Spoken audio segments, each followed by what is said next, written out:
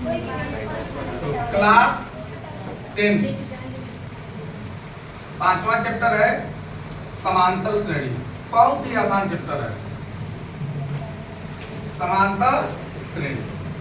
इसमें सबसे पहले आप जानिए अनुक्रम, उसके बाद आप जानिए श्रेणी। अनुक्रम का मतलब होता है कोई भी संख्या आप ले लीजिए एक निश्चित क्रम में 1 3 5 7 9 ऐसे, इसको अनुक्रम करते हैं। इसी को हम श्रेणी में कैसे कन्वर्ट करते हैं, जब इस अनुक्रम को प्लस या माइनस से जोड़ देते हैं। क्या करते हैं? जोड़ देते हैं। जैसे 1 प्लस 3 1 प्लस क्या है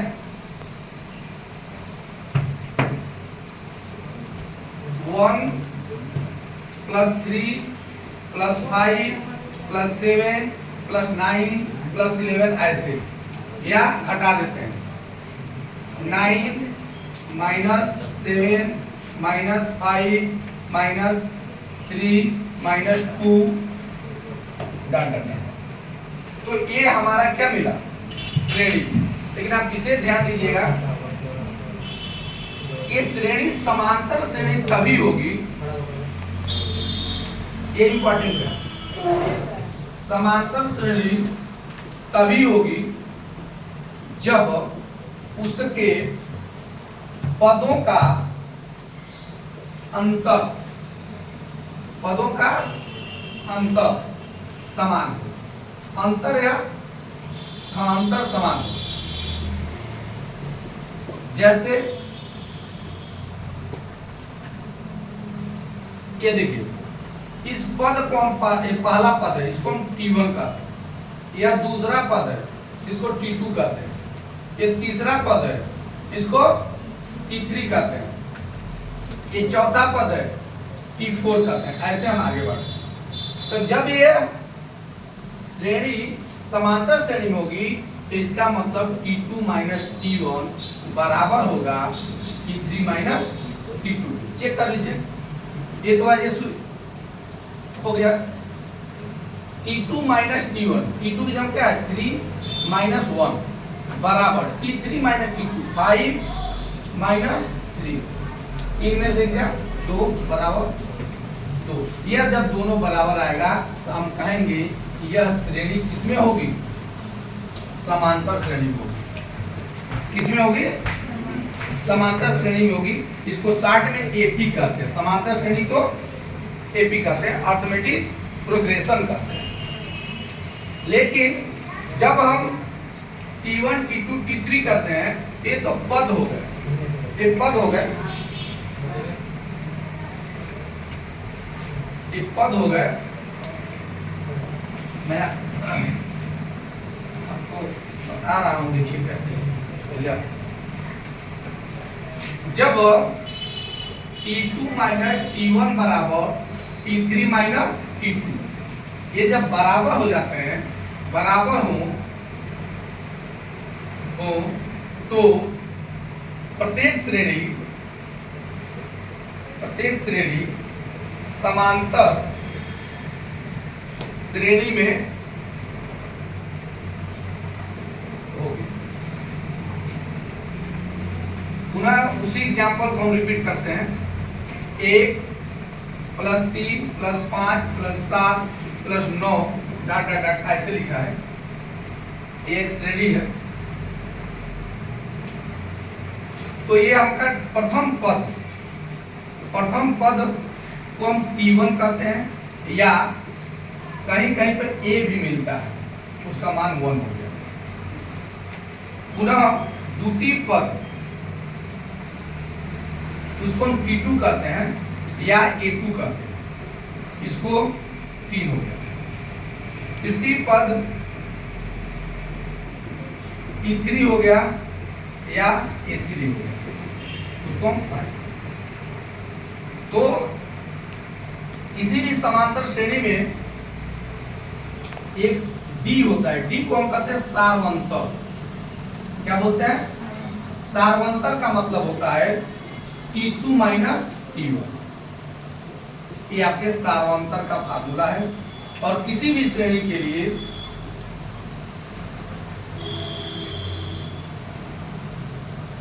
लिए सार्वंतर समान होता है। किसी भी श्रेणी नहीं, समांतर श्रेणी, किसी भी श्रेणी में लिखिए, समांतर श्रेणी लिखिए। समांतर श्रेणी में के लिए सार्वंतर समान होता है। यानी जब D जो है प्रत्येक के लिए, प्रत्येक श्रेणी में समान होगा तो उस श्रेणी को क्या कहते हैं? समांतर श्रेणी। ये D निकालने का तरीका हो गया। और कोई भी श्रेणी है। अगला है इसी में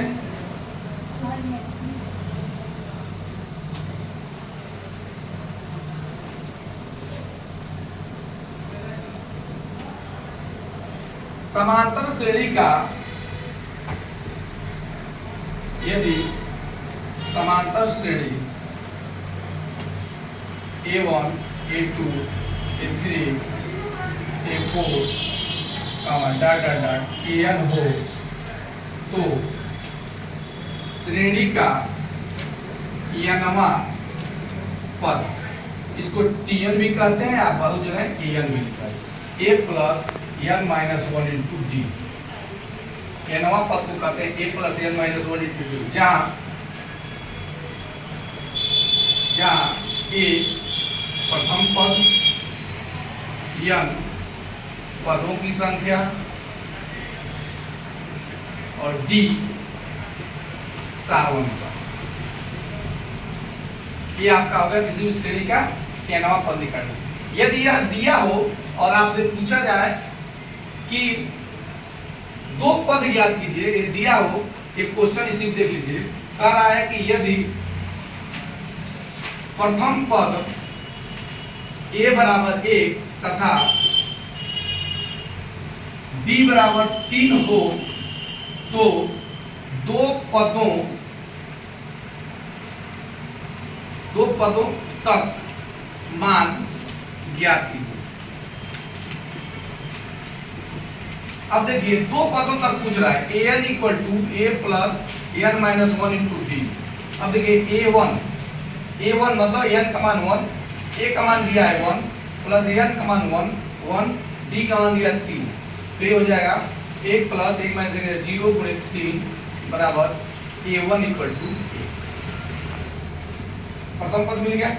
फिर द्वितीय पद निकालना है। a2 equal to a an equal to a plus n minus 1 into D. a2 equal to a के जगह पे 1 प्लस n के जगह पे चूंकि 2 है तो 2 लिखेंगे माइनस 1, d का मान 3 दिया हो जाएगा 1 प्लस 1 इंटू 3 बराबर 1 धन 3 बराबर 4, a2 बराबर 4। यानी इसके दो पद हमको ज्ञात करना है, दो पदों तक मान चाहिए कि a1 बराबर 1 और a2 बराबर 4। एक ऐसा क्वेश्चन जो है एक क्लास 10 में बहुत छोटे छोटे क्वेश्चन आते हैं। इतने छोटे छोटे क्वेश्चन जो है आप एग्जाम में, आपके बुक में भी ऐसे ही क्वेश्चन है। एक क्वेश्चन हम पिकअप करते हैं। देखिए कह रहा है कि यदि क्वेश्चन है यदि an बराबर 4n प्लस 1 हो तो अनुक्रमों के 3 पद ज्ञात कीजिए। यानी इसके जो है इसके 3 पद ज्ञात कीजिए। कोई दिक्कत नहीं, 3 ही पद ज्ञात करना है। हम लिखेंगे a1 equal to 4 into 1 plus 1, 4 plus 1 equal to 5, एक पद हो गया।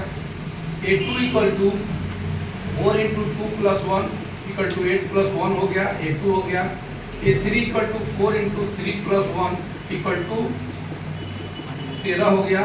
3 पद ज्ञात करना है। देखिए a3 9 ये वाला और 5। ये 3 पद ज्ञात करना है। ये आपके बुक का क्वेश्चन था। ये तीनों पद मिल जाएगा आपके 5 9 5 9 13।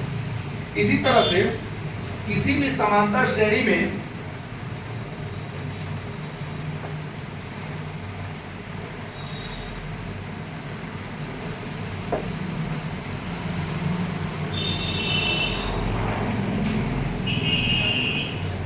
किसी समांतर श्रेणी का व्यापक रूप लेना है। किसी समांतर श्रेणी में पदों को किस प्रकार से लेते हैं? यदि प्रथम पद ए तथा सार्वंतर डी दिया हो तो हम पद लेते हैं। पद ए प्लस डी, ए प्लस 2d, ए प्लस 3d, ए प्लस 4d, ए प्लस 4d। ऐसे हम किसी भी समांतर श्रेणी के पद को हम लेते हैं। 3 दिया हो 3। अब कोई भी समांतर श्रेणी यदि आपको ज्ञात करनी है तो उसके लिए ए और डी का होना आवश्यक है। ए और डी का होना आवश्यक। ए और डी रहेगा, हम जो है कोई भी श्रेणी यानी कोई भी श्रेणी मतलब समांतर श्रेणी एपी जो है हम बना देते हैं। आपके किताब में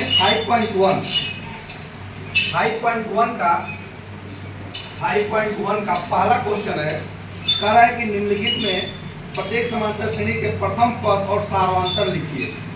प्रथम पद और सार्वंतर ज्ञात करना है। प्रथम पद और सार्वंतर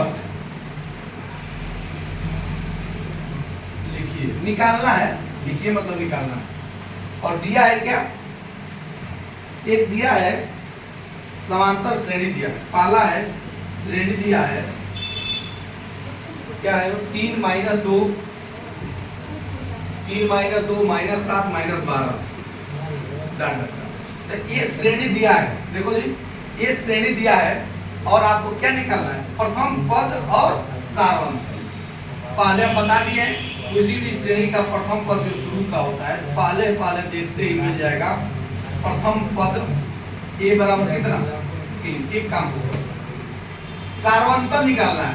सार्वंतर बोले तो डी है सार्वंतर। इसके पहले हम फार्मूला बता दें। डी बराबर T2 - T1 बराबर T2 बोले तो -2 और -T1 बोले तो -3 और ये मिल जाएगा कितना? -5। और डी बराबर मिल गया आपका ये आपका ये इतना छोटा इसमें कम से कम 6 सवाल दिया है, 4-5 सवाल दिया है, उसको आप लगाइएगा।